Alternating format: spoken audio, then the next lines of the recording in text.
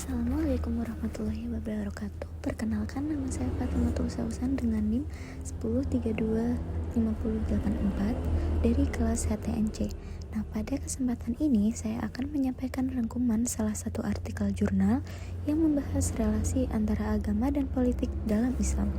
Judul artikelnya adalah Integrasi dan Interkoneksi Agama dan Politik, yang ditulis oleh Muhammad Nur dari jurusan Siasah Fakultas Syariah dan Hukum UIN Sunan Kalijaga, Yogyakarta, dan dipublikasikan dalam jurnal Insight volume 5 nomor 1 tahun 2015. Secara garis besar, artikel ini berupaya menjawab pertanyaan mendasar mengenai kedudukan agama dalam ranah politik dan kenegaraan.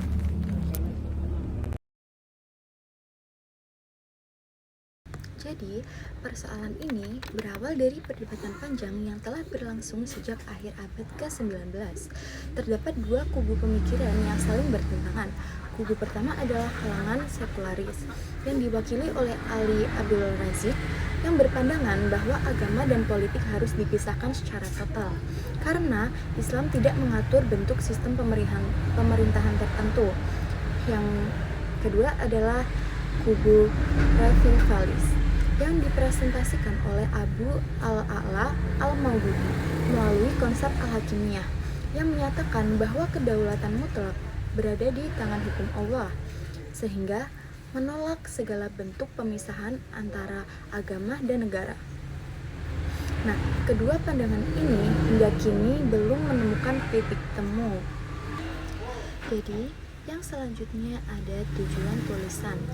Nah, penulis dalam artikel ini tidak berpihak dalam salah satu kubu tersebut. Nah, malah sebaliknya, penulis ini berupaya menawarkan perspektif alternatif melalui 3 langkah metodologis. Yang pertama ada menelusuri makna kata al-din secara linguistik dan konseptual dalam teks-teks syariah.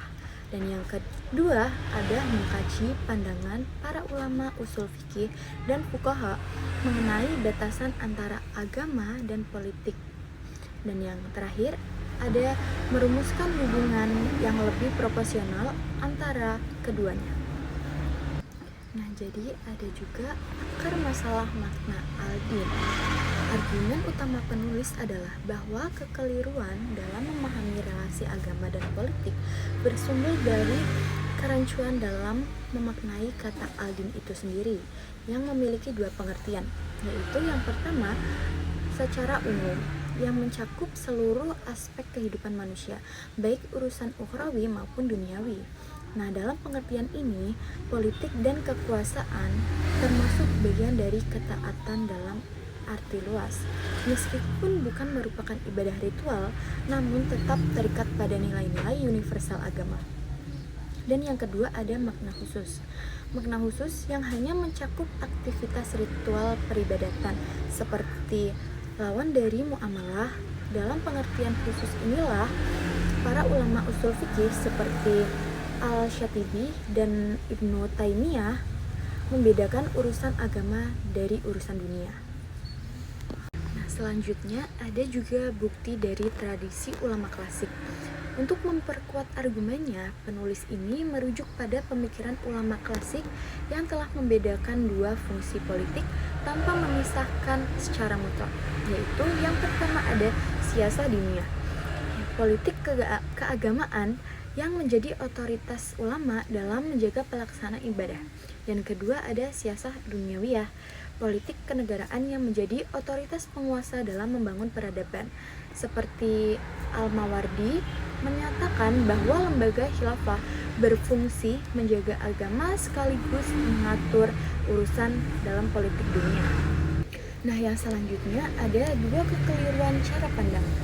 Jadi, berdasarkan pemetaan tersebut, penulis mengidentifikasi dua kekeliruan yang sama-sama harus dihindari, yaitu yang pertama adalah pemisahan total.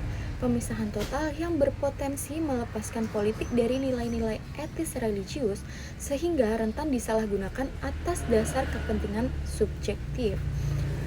Kekeliruan kedua yaitu peleburan total. Nah, peleburan total ini yang mengabaikan ruang ijtihad manusia dalam merumuskan kebijakan politik yang bersifat dinamis dan konseptual. Lalu ada model integrasi interkoneksi.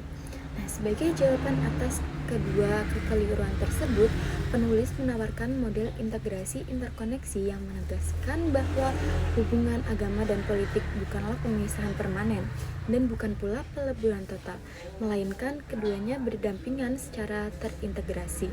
Nah, model ini membagi relasi tersebut ke dalam dua tingkatan, yaitu tingkatan pertama ada usul.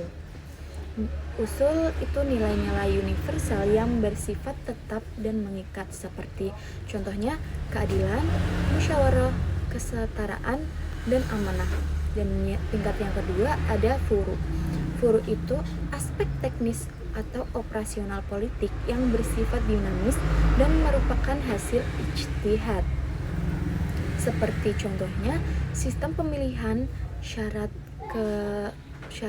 ke pejabatan, dan mekanisme kelembagaan negara. Nah, dengan demikian, politik tetap tunduk pada nilai moral universal agama, sementara pelaksanaan teknisnya bersifat fleksibel mengikuti perkembangan zaman. Nah, ada juga contoh penerapannya. Sebagai ilustrasi, prinsip musyawarah merupakan nilai universal yang bersifat tetap, namun bentuk teknisnya dapat berupa sidang parlemen, mekanisme pemungutan suara, atau sistem perwakilan yang dapat berbeda antara negara dan zaman. Prinsip keadilan menuntut kesetaraan seluruh warga negara di hadapan hukum, yang secara teknis diwujudkan melalui kitab undang-undang dan prosedur peradilan. Ada juga prinsip amanah menegaskan bahwa kekuasaan merupakan tanggung jawab, bukan hak mutlak yang secara teknis diimplementasikan melalui pembatasan masa jabatan dan mekanisme. Dan juga ada juga mekanisme penanggung-jawaban publik. Lalu yang terakhir ada kesimpulan. Nah, dalam kesimpulan ini dapat disimpulkan bahwa manusia mengemban tugas sebagai khalifah untuk membangun peradaban, termasuk di dalamnya urusan politik dan kekuasaan. Politik untuk memperoleh kekuasaan harus senantiasa tunduk pada kaidah-kaidah universal agama. Adapun cara memperoleh dan mengelola kekuasaan tersebut diatur dalam ketentuan furu yang bersifat dinamis dan berkembang seiring dengan kemajuan peradaban. Lalu ada kaidah-kaidah universal seperti musyawarah, keadilan, kesetaraan, dan juga amanah bersifat parlemen. Nah, sedangkan teknis pelaksanaannya itu bersifat fleksibel. Nah, sebagai penutup dapat ditegaskan bahwa konsep integrasi interkoneksi tidak bermaksud menempatkan agama sebagai peniadaan politik maupun politik sebagai entitas yang lepas dari agama. Keduanya berjalan secara berdampingan. Nilai-nilai universal agama berfungsi sebagai landasan moral, sementara aspek teknis politik tetap terbuka terhadap dinamika perkembangan zaman.